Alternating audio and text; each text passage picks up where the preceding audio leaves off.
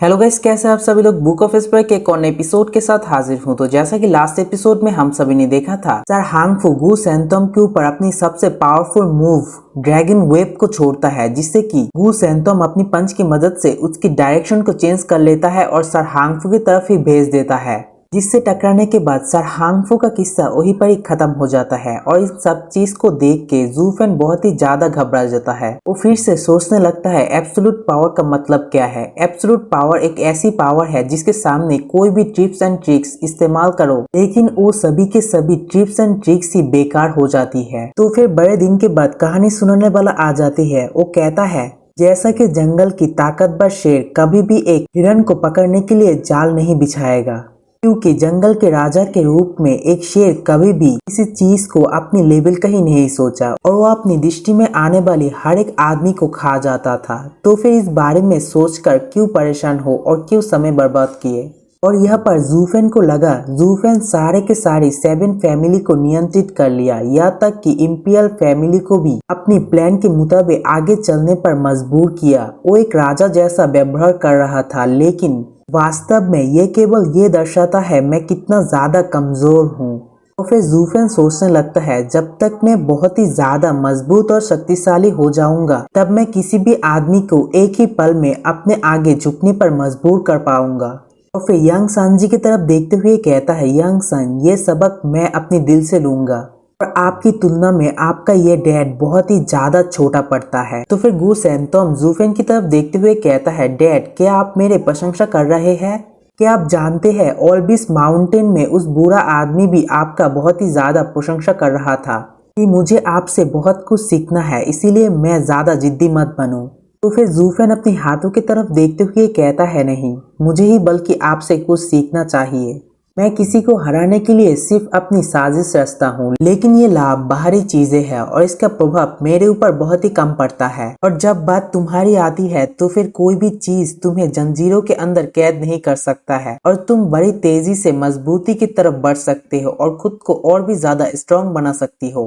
लेकिन demonic cultivation के लोग बहुत ही ज्यादा स्वार्थी होते हैं। मैं आज तक सोचता रहा इसका मतलब स्वार्थ है या फिर अकेले रहने से, लेकिन डीमोनिक पद का असली मतलब होता है शक्तिशाली बनने के लिए कुछ भी करना, यहाँ तक कि अगर अपने ही लोगों के साथ युद्ध करना पड़े तो भी करना। और मैं मेरे कपटे दिमाग और स्कीमिंग से इस डीमोनिक पद को और भी ज्यादा आसान बना लिया था, जिस वजह से मैं इस पद से दूर हटता गया और भी ज्यादा दूर हटता गया। तो फिर ज़ूफेन को कुछ महसूस होता है। तो फिर ज़ूफेन पीछे की तरफ देखते हुए कहता है, वो साला कमीने हांगफू फिर से लौट आया। मुझे अभी अभी मेरे आत्मज्ञान का एहसास होने वाला था, लेकिन इस समय क्यों ये फिर लौट आया मुझे परेशान करने के लिए। तो फिर हमें दिखाया जाता है सर हांगफू फिर से रिवाइव होकर आ जाती है और फिर एक जोरदार दहाड़ देती है, जिसे देख के ज़ूफेन कहता है, ये एक लौटते हुए ड्रैगन का दहाड़ है। तो फिर इस चीज को देख के गू सेंतोम गुस्सा करते हुए कहता है, उसका सिर फिर से क्यों लौट आ रहा है? क्या वो एक चिपकली है? तो फिर हमारा ज़ूफेन कहता है, युवा सांजी, ये बुरा आदमी बहुत ही ज्यादा पावरफुल है, जिस वजह से ये किसी भी चोट से उभर सकता है। इसके कुछ हड्डियां तोड़ने से कुछ भी नहीं होगा, तुम्हें इसे पूरी तरह से मारना होगा। तो फिर सर हांगफू गू सेंतोम से कहता है, गू सेंतोम, तुम मजबूत हो सकते हो, ताकतवर हो सकते हो, लेकिन तुम मुझे हरा नहीं सकते। तो फिर क्या ख्याल है, अब हम सभी लोग अपने अपने रास्ते में चले और भविष्य में एक दूसरे के साथ फिर से मुलाकात करें, और हो सके तो अब मैं तुम्हारी मदद भी कर सकता हूँ। तो फिर गू सेंतोम गुस्सा करते हुए कहता है, ये सारी बातें बकवास है। मैं यहाँ पर बहुत ही सालों से हूँ और इतने वर्षों में मैं जिसे भी मारना चाहता हूँ उसे मारने में कभी भी असफल नहीं होता। तुम्हारी ये भेके भेके बातें करना बंद करो, ठीक है, तुम्हें मैं दिखाता हूँ। और फिर कहता है, सेक्रेड क्लिंग का असली रूप, ट्रांसफॉर्मेशन। ये कहने के साथ ही गू सेंतोम का सिर, उसके पैर, उसके हड्डियां सब कुछ चेंज होने लगती है और आखिरकार वो एक बड़ी सेक्रेड बीस्ट में ट्रांसफॉर्म हो जाती है, जिसे देख के सर हांगफू तो बहुत ही ज्यादा डर जाती है और इतना ज्यादा डर जाती है कि उसके सामने कुछ बोल ही नहीं पाता, क्योंकि गू सेंतोम की ट्रू फॉर्म सर हांगफू से भी बहुत ही ज्यादा बड़ी होती है। और इतनी ज्यादा बड़ी सेक्रेड बीस्ट को देख के सर हांगफू की पूरी बॉडी लड़खड़ाने लगती है और फिर कांपते हुए गू सेंतोम से कहता है, गू सेंतोम, ये तुम्हारी कौन सी न्यू ट्रिक है? तो फिर गू सेंतोम उबासी लेते हुए कहता है, ये कोई ट्रिक्स नहीं है, बल्कि ये मेरे ट्रू फॉर्म है। और ये फॉर्म के अब तक मैं जितनी भी पावर का इस्तेमाल किया हूँ वो सिर्फ 30% है। और जबकि तुमने मेरा ट्रू फॉर्म को देख ही लिया है तो फिर इसके पावर को भी जरा चखो। ये कह के उसके ऊपर एक पंजा मारने लगती है और कहता है ये एक ही हमला तुम्हें मारने के लिए काफी होगा। और जैसे ही अपनी पंजे को सर हांगफू की तरफ मारने लगता है, सर हांगफू तो बहुत ही ज्यादा डर जाती है। इसी के साथ गू सैंतोम की एक ही पंच की वजह से सर हांगफू जमीन के अंदर धंस जाता है।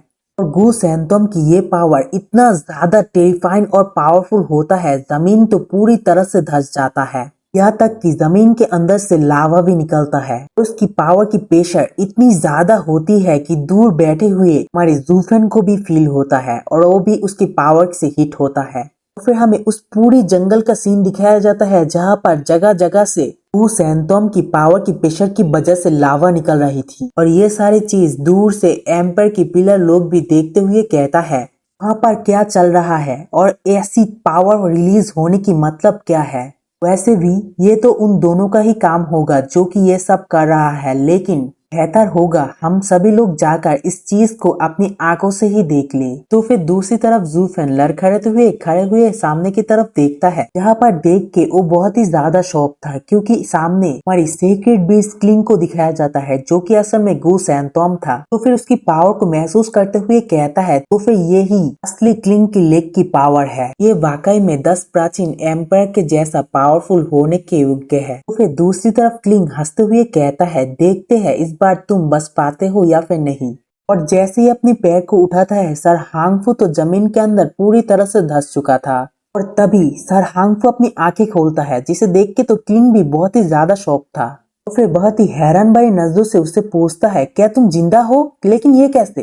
तो फिर उसे जिंदा देख के क्लिंग मतलब गू सैंतोम बहुत ही ज्यादा गुस्सा हो जाती है और फिर कहता है वो व्यक्ति जिसे मैं मारना चाहता हूँ वो कभी भी जिंदा नहीं रह पाता है क्योंकि मैं कभी भी उसे मारने में असफल नहीं हुआ हूँ। तो फिर ये कहने के बाद सर हांगफू के ऊपर क्लिंग बहुत ही बार अपनी पंजों से हमला करती है और इतनी बार हमला करती है कि मैं भी गिनती भूल जाता हूँ। और सीक्रेट बीस्ट क्लिंग की इतनी भयानक पावर की वजह से जंगल के अंदर चारों तरफ से लावा निकलता है, यहाँ तक कि बड़ी बड़ी जो पहाड़े थी उसके अंदर से भी बहुत ही ज्यादा मात्रा में लावा निकलने लगती है। और फिर क्लिंग की पावर की वजह से वो सारी लावा पूरी की पूरी जंगल को एक नर्क में बदल देती है। तो फिर तभी जूफेन कहता है युवा सांजी इसका कोई भी उपयोग नहीं है, तुम इस तरह से उसे मार नहीं सकते हो। तो फिर ये बात सुन के क्लिंग जूफेन की तरफ देखता है, जहाँ पर जूफेन कहता है वोदी रूट्स बहुत ही ज्यादा मजबूत है जो कि उसके जीवन का रक्षा करती है। अगर आप उससे उस लौटते हुई ड्रैगन सोल को नहीं अलग करते तो ये बात कोई भी मायने नहीं रखता आप उसके ऊपर कितनी बार हमला करती है,